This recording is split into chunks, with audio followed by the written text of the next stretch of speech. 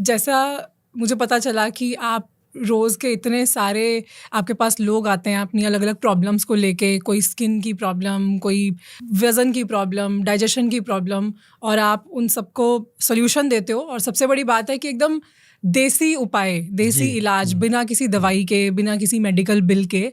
तो ये एक बहुत बड़ी बात है।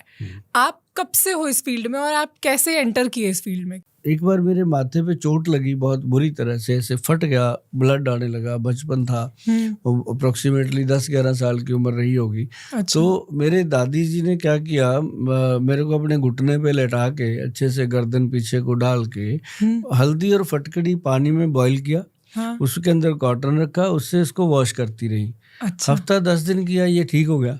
अच्छा। मतलब अगर आज की डेट में देखा जाए तो स्टिचेस होंगे, बिल्कुल। बहुत कुछ होगा, एंटीबायोटिक दिए जाएंगे, बड़ा कुछ दिया जाएगा, तब हाँ जाके ठीक हो या ना हो। हाँ। लेकिन वो हल्दी फटकड़ी से हुआ।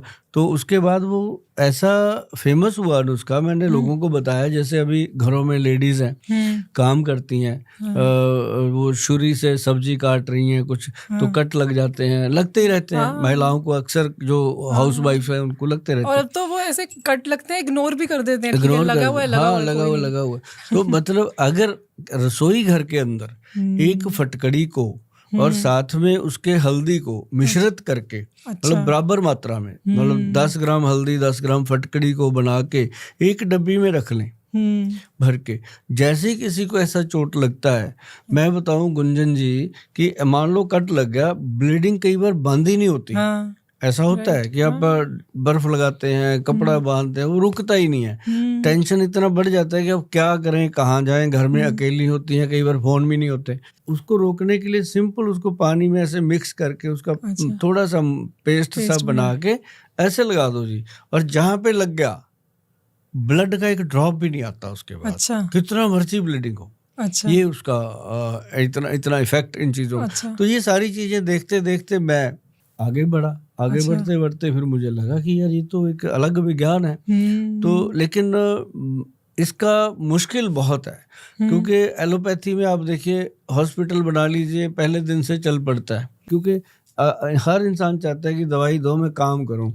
आयुर्वेद थोड़ा सा समय लेता था, इसलिए लोगों का था कि मुझे 30 ईयर लगे मैडम, 30 वर्ष लग गए मुझे लोगों को ये चीज समझाने में। और जब उनको समझ आई तब हमारा रिटायरमेंट का टाइम आ गया। मतलब ये एक बड़ी बात है कि अपने देश में आयुर्वेद 5000 साल से भी पहले की पैथी है। और इस पैथी को दिया था भगवान शिव भोलेनाथ ने।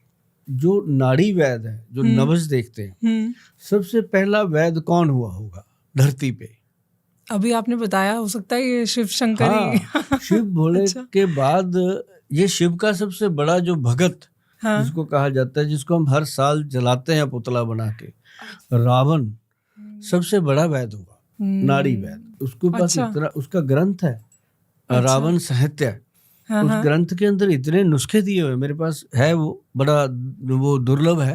मतलब उसके अंदर इतने नुस्खे हैं, सिंपल भाषा में बनाया हुआ है वो। उसके अंदर क्या नाम बताया आपने इसका? रावण साहित्य। रावण साहित्य? रावण साहित्य आयुर्वेद का। मैं पहली बार सुन रही हूँ इसके बारे में।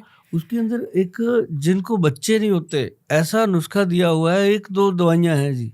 क्या बात कर रहे हैं आप?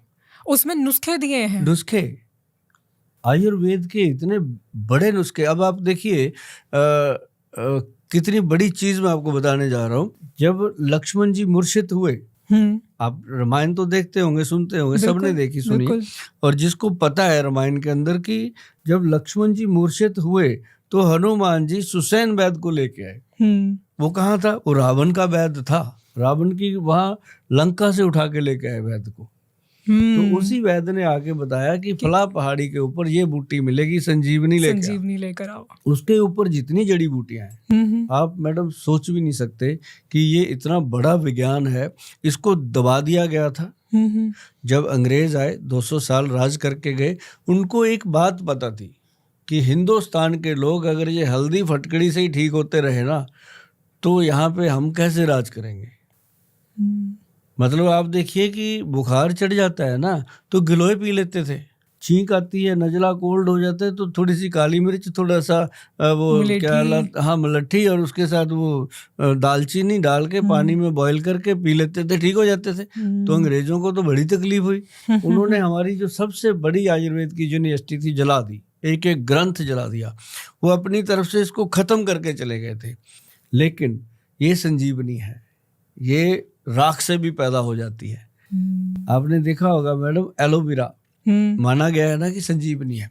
वो एलोवेरा राजस्थान में पैदा होता है, जहाँ पानी की बूंद भी नहीं मिलती, ऐसी मिट्टी में पैदा हो जाता है। तो मतलब आयुर्वेद जो है ये मेरे रोम रोम में बस गया।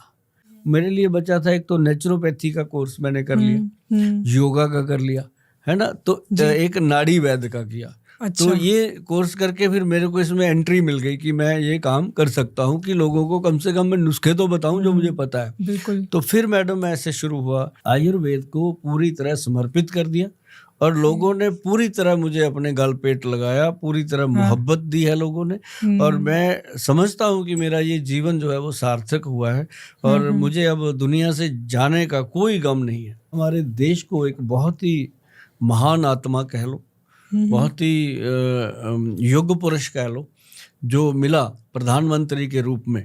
उन्होंने एक बहुत बड़ा काम कर दिया कि आयुष डिपार्टमेंट बना दिया। बिल्कुल। भारत में जो यूनिवर्सिटियां अंग्रेज जला के चले गए थे, उसको आयुष डिपार्टमेंट के माध्यम से खड़ा कर दिया। ये बहुत बड़ी बात हुई हमारे आयुर्वेद लोगों राइट। और उसी की वजह से अब ये सारी चीजें धीरे धीरे वापस आ रही हैं। लोगों का इंटरेस्ट भी आ रहा है। हाँ? और इस पे अब हम देखते हैं सोशल मीडिया पे भी बहुत कंटेंट होता है, और आप जैसे स्पेशली आप जैसे लोग जो इस तरह के प्लेटफॉर्म्स पे आके या फिर अपनी वॉइस के थ्रू जो अवेयरनेस फैला रहे हो, ये बहुत ज़्यादा ज़रूरी है।